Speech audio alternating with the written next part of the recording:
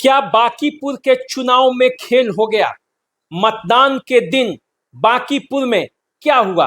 मतदाताओं ने क्या कर दिया जिसे बांकीपुर के लोग हमेशा याद रखेंगे? बांकीपुर में आज मतदान के दौरान प्रशांत किशोर का क्या हाल रहा? आरजेडी की रेखा गुप्ता को मतदाताओं ने स्वीकार किया या छोड़ दिया? भाजपा का क्या हाल रहा इस हाई प्रोफाइल सीट पर? मतदान के बाद जो परिस्थितियां उत्पन्न हुई हैं, जो मतदाताओं ने जो संदेश दिया है, वो क्या है? आज इन सभी बातों पर हम चर्चा करने वाले हैं। इसलिए मतदान के बाद यदि एक वीडियो में आप बांकीपुर चुनाव का पूरा समीकरण समझना चाहते हैं, बांकीपुर का रिजल्ट समझना चाहते हैं कि जो 3 तारीख को रिजल्ट होगा तो उसका क्या परिणाम निकलने वाला है, तो इस वीडियो को अंत तक आपको देखना पड़ेगा। देखिए, आज का चुनाव में मुकाबला कैसा रहा, इसके लिए मैं आपको महाभारत की एक कहानी भी बताऊंगा, एक वाक्या भी बताऊंगा, और उस वाक्या को जब आप सुन लेंगे, समझ लेंगे, तो आपको पता चल जाएगा कि बांकीपुर में लड़ाई कैसी थी। बांकीपुर में आज मतदाताओं ने क्या किया, बांकीपुर के मैदान में जो चुनावी योद्धा उतरे थे, उन्होंने अपना रोल कैसे निभाया, प्रशांत किशोर ने किस तरह से मुकाबला किया, जो चुनाव के पहले बड़े बड़े दावे होते थे, उन दावों का क्या हुआ। बांकीपुर की रिजल्ट 3 तारीख को आएगा, लेकिन मतदाताओं ने आज असली लड़ाई जो बूथों पर लड़ी, उसका क्या हाल रहा। तो आप इस वीडियो को अंत तक देखिए ताकि आपको पता चले कि बांकीपुर में आज हुआ तो क्या हुआ। तो चलिए शुरुआत करते हैं। देखिए, बांकीपुर हाई प्रोफाइल सीट, वो सीट जो बीजेपी के लिए प्रतिष्ठा की सीट है, वो सीट जहां से नितिन नवीन विधायक थे, और अब इसी सीट पर जब नीरज सिन्हा को बीजेपी ने चुनावी मैदान में उतारा, तो उसे जिताकर लाने का दायित्व भी नितिन नवीन के कंधे पर था, बिहार के मुख्यमंत्री सम्राट चौधरी के कंधे पर था, क्योंकि उनके समय में ये उनके जो मुख्यमंत्री का काल है, उसमें पहला चुनाव। अब बोहनी अच्छी होनी चाहिए, इसीलिए बीजेपी ने पूरा तैयारी किया था। तैयारी कम नहीं था प्रशांत किशोर के तरफ से भी, और अंतिम 2 दिनों में आरजेडी ने भी जिस तरह से सक्रियता दिखाई, वो चुनावी माहौल को एकदम बदल दिया था। लेकिन सुबह 7 बजे से जब मतदाता अपने घरों से निकलना शुरू किए, तो बांकीपुर का मिजाज बदला हुआ था।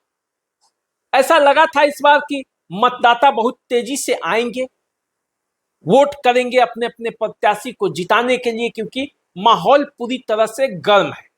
बीजेपी के प्रतिष्ठा फंसी हुई है, तो प्रशांत किशोर की राजनीतिक अस्तित्व की लड़ाई है, आरजेडी को भी अपनी शक्ति को दिखाना है। तो लगा कि मतदाताओं की बाढ़ आ जाएगी, लेकिन ऐसा नहीं हुआ। फिर बांकीपुर के मतदाता सुस्ती में डूबे रहे, सुस्त रहे, सुबह में निकलने का जहमत नहीं उठाया।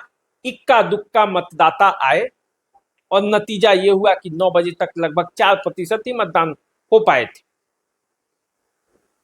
3 बजे तक 27% मतदान हुआ। उसके बाद फिर मतदाता निकलना शुरू हुए घरों से और मतदान करते रहे। लेकिन इस पूरे प्रकरण में जो आज बांकीपुर में दिखा, ऐसा पहले कभी नहीं दिखा था। बांकीपुर का पूरा राजनीतिक माहौल आज बदला हुआ था। जोर आजमाइश दोनों तरफ से थी। प्रशांत किशोर के योद्धा जो कि बूथों पर डटे हुए थे, वो भी कम नहीं थे, पूरी तरह से बीजेपी को टक्कर दे रहे थे। कल शाम तक ये उम्मीद की जा रही थी कि बीजेपी और आरजेडी और प्रशांत किशोर, ये तीनों में त्रिकोणीय लड़ाई होगी। सुबह में भी ऐसा ही महसूस हुआ। आरजेडी के कुछ वोटर अपने घरों से निकले और अपने प्रत्याशी को वोट किया, लेकिन ये जो सिनेरियो था ये 12 बजे आते आते बदलने लगा और सीधी लड़ाई प्रशांत किशोर और नीरज सिन्हा के बीच हो गई। मतदाता पहली बार बांकीपुर में खुलकर बीजेपी के विरोध में भी बोलते हुए नजर आए। वोट करके आने वाले मतदाता ये बता रहे थे कि लड़ाई जो है बदलाव के लिए। जेनजी वोटर भी निकले, महिलाएं भी निकली। कई बूथों पर महिलाओं के वोट डाल दिए गए थे। उनकी शिकायत थी कि वो तो अपना पहचान पत्र लेकर जब गए तो उनका वोट पड़ चुका था, अब वो किसे वोट दें। ऐसे वोटर जन सुराज के हो सकते हैं, बीजेपी के हो सकते हैं, किसी के भी हो सकते हैं, लेकिन जब उनसे सवाल किया जा रहा था तो बदलाव के लिए वो वोट देने की बात कह रहे थे। अब ऐसे में चुनावी प्रबंधन पर सीधा सीधा प्रशांत किशोर आवाज उठा रहे थे। बड़ी जोर आजमाइश थी आज दोनों तरफ से। प्रशांत किशोर खुद मैदान में निकल पड़े। जब उन्होंने देखा कि मामला हाथों से निकल न जाए तो खुद बूथों पर घूमने लगे, कार्यकर्ताओं का मनोबल बढ़ाने लगे।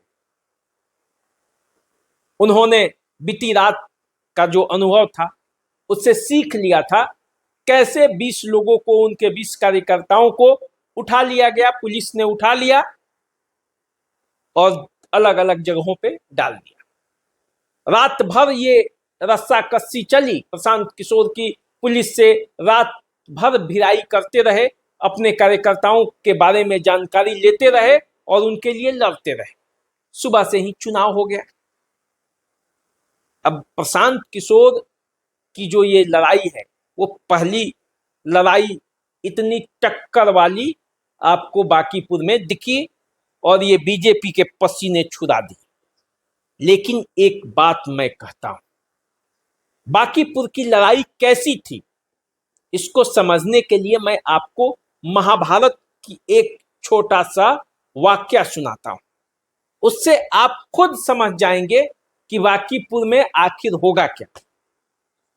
देखिए, महाभारत का युद्ध चल रहा था। रथ पर भगवान कृष्ण सवार थे और अर्जुन रथी था, धनुर्धर, गांडीव हाथ में, कमान था और सामने कौन था? कर्ण था। कर्ण और अर्जुन में लड़ाई चल रही थी। अर्जुन जब बाण से मारता था तो कर्ण बहुत पीछे तक चला जाता था और जब कर्ण मारता था तो अर्जुन थोड़ा पीछे आते थे। लेकिन कृष्ण जो उनके सारथी थे वह कहते थे, वाह कर्ण, वाह कर्ण।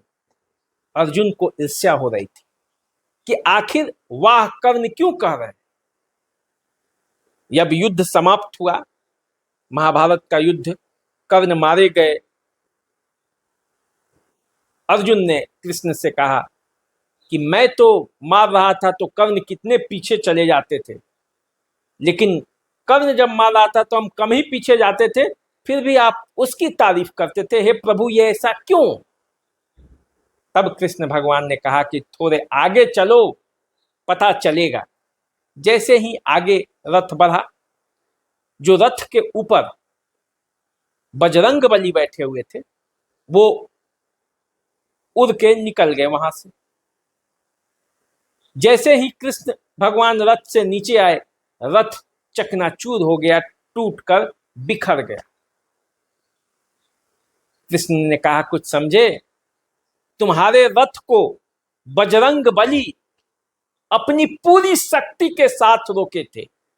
मैं इस पे अपना पूरा शक्ति लगाकर इसे रोक रहा था, तब कर्ण ने इसे उतना पीछे ढकेल रहा था उसके बाण से, और उसके रथ पर तो कोई नहीं था। यही हालत आज बांकीपुर के चुनाव का था।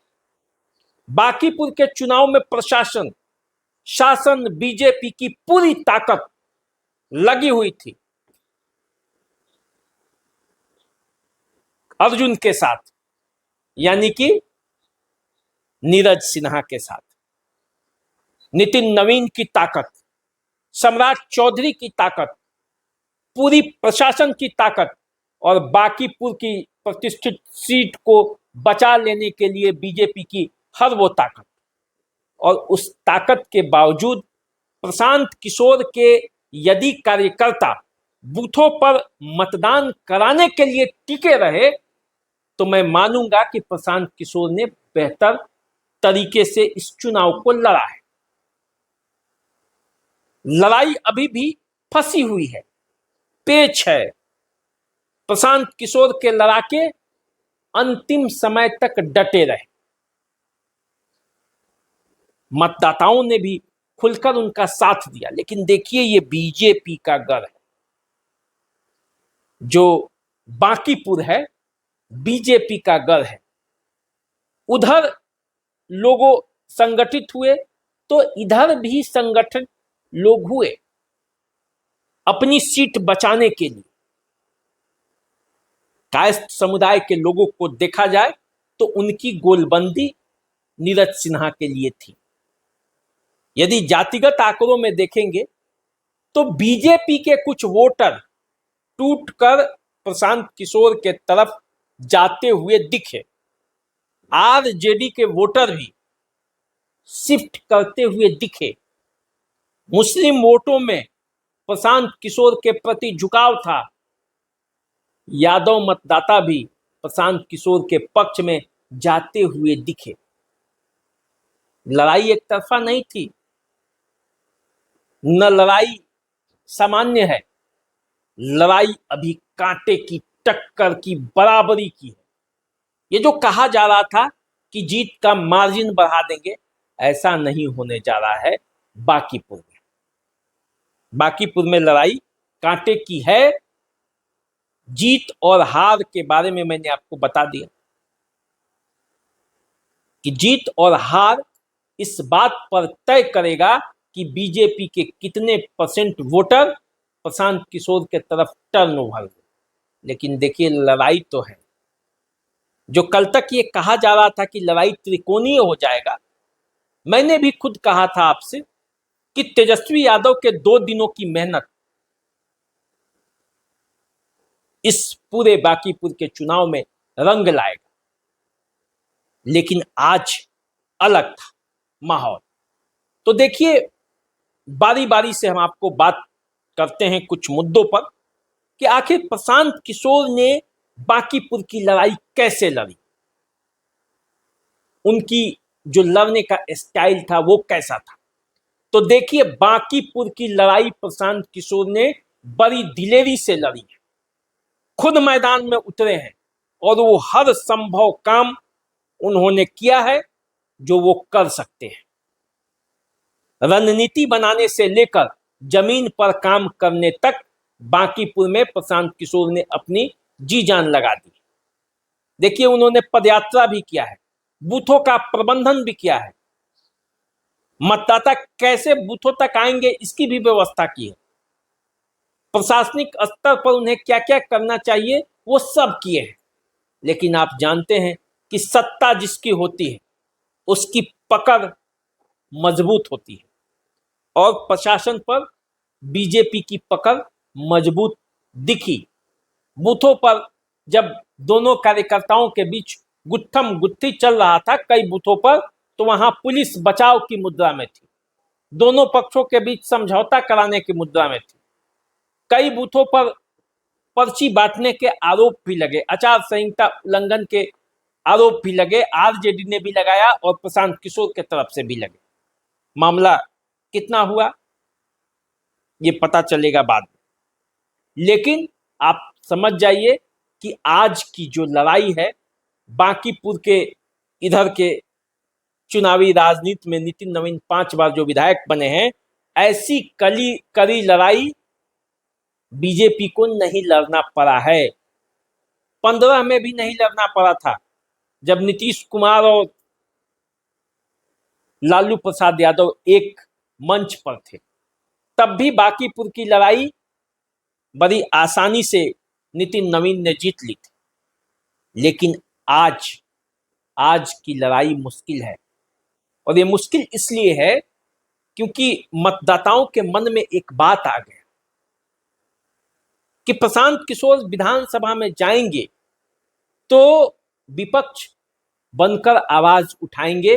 इस मुद्दे को प्रशांत किशोर ने लोगों के दिमाग में फिट कर दिया। आज चुनाव के समय में सड़क का भी मुद्दा आया, नाली की भी मुद्दा आया, बदलाव सबसे बड़ा मुद्दा था। मतदाताओं से जो पूछा जाता था तो उन्होंने कहा कि बदलाव के लिए हम वोट कर रहे हैं। जेनजी भी निकला था, पढ़ाई, नीट, सम्राट चौधरी, बदलाव, सब कुछ मुद्दा था, और इस मुद्दे को बड़ी बेहतर ढंग से प्रशांत किशोर ने फिट कर दिया था।